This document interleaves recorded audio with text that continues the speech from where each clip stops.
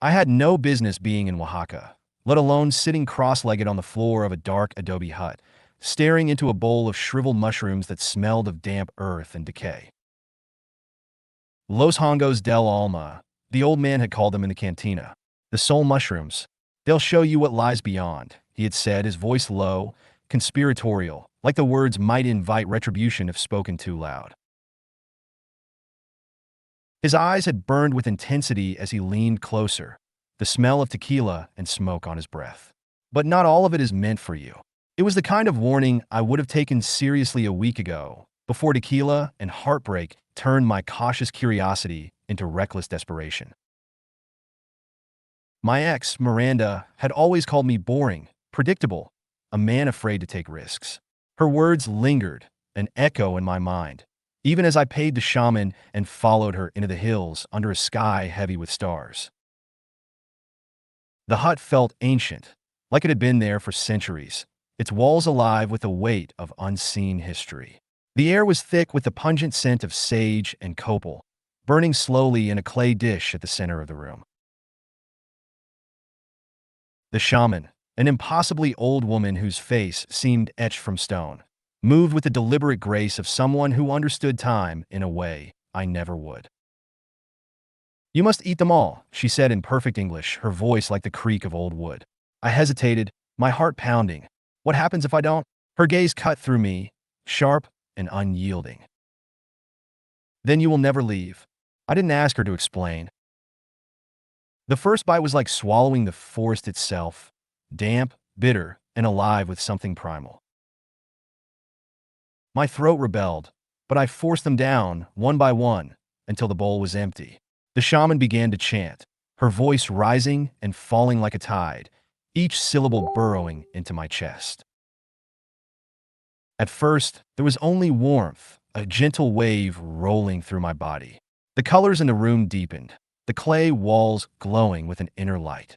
I laughed, an involuntary sound that felt alien in the thick, sacred air. But then the warmth turned to heat, and the heat turned to fire. My skin prickled as if thousands of tiny needles were burrowing under the surface. My breath came in ragged gasps as the room began to distort, its angles bending and twisting like a painting melting under a cruel sun.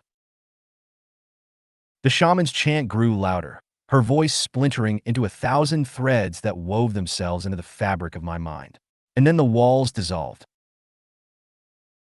I was no longer in the hut, but in a forest, ancient, vast, and alive in a way that defied understanding. The trees were impossibly tall, their trunks gnarled and bleeding sap that shimmered like gold. The air buzzed with an energy that wasn't sound but a vibration I could feel in my bones. It was beautiful, and it was wrong. A shadow moved in the corner of my vision. I turned, but there was nothing there. The buzzing grew louder, shifting into a low hum that seemed to come from everywhere and nowhere. Then I saw them. Figures, indistinct and shifting, emerged from the trees. At first, they looked human, but as they drew closer, their forms wavered, their faces blurring like reflections on disturbed water. Their eyes, if they were eyes, burned with a pale, otherworldly light. One of them raised a hand, pointing at me. I tried to speak, to scream, but my voice was gone. The world around me tightened, the air compressing like a vice around my chest. The figures moved closer, their forms twisting and elongating, their whispers seeping into my ears like poison. "You seek to see," they said, their voices a chorus of dissonant tones. "But you are not ready." The forest began to spin, the trees spiraling upward into an impossible vortex of light and shadow. I fell to my knees, the ground beneath me pulsing like a heartbeat. Suddenly I was back in the hut, but it was no longer the same. The walls were covered in symbols, ancient, indecipherable, and alive with a sinister glow. The shaman was gone, replaced by a shadowy figure that loomed in the corner. "Why are you here?" the figure asked, its voice low and guttural, vibrating through my skull. "I don't know," I whispered, tears streaming down my face. "Yes, you do."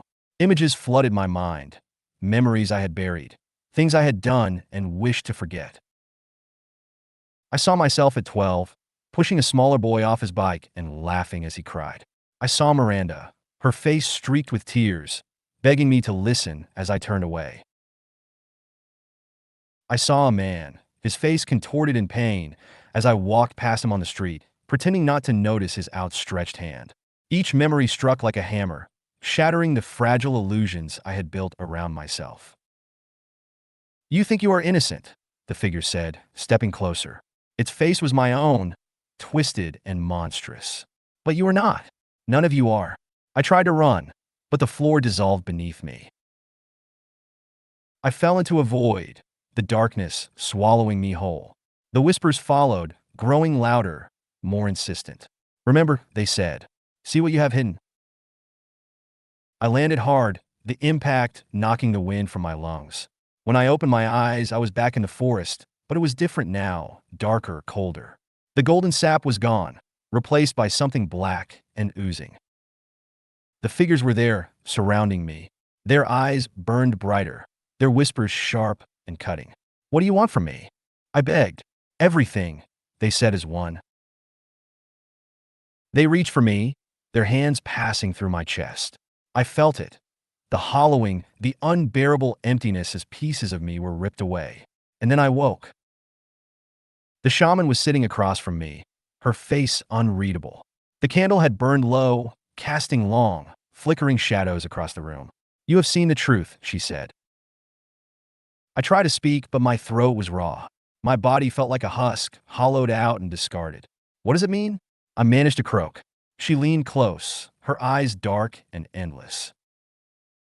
"It means you cannot run from what you are." I stumbled out of the hut, the sunlight blinding and cruel. The world seemed sharper now, every color too vivid, every sound too loud. And everywhere I looked, I saw them, the shadows. They were faint, just smudges at the edges of my vision, but they were there, watching, waiting. I left Oaxaca the next morning, but the shadows followed. They're always there now, lingering in mirrors, reflected in the glass of storefronts, flickering at the edges of my dreams. And every night, without fail, I hear their whispers. "Remember,